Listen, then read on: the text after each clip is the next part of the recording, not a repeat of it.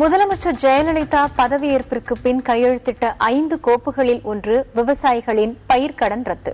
விவசாயிகள் இதற்கு வரவேற்பை தெரிவித்திருந்தாலும் கோரிக்கை ஒன்றையும் முன்வைக்கிறார்கள்.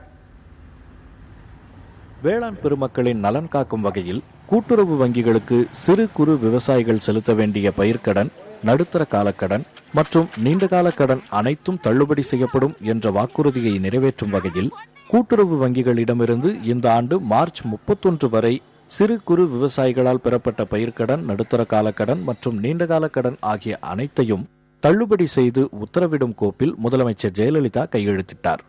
தொடர்ந்து அந்த கடன் தள்ளுபடிக்கான தொகையை அந்தந்த கூட்டுறவு சங்கங்களுக்கு தமிழக அரசு உடனடியாக அதை ஈடு செய்ய வேண்டும்.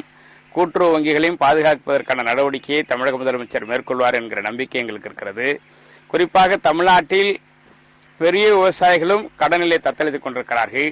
ஆகவே பாகுபாடு இல்லாமல் அனைத்து கடன்களையும் தள்ளுபடி செய்வதற்கு தமிழக முதலமைச்சர் படிப்படியாக நடவடிக்கையை உடனடியாக துவங்க வேண்டும் என்று நாங்கள் வலியுறுத்துகிறோம்.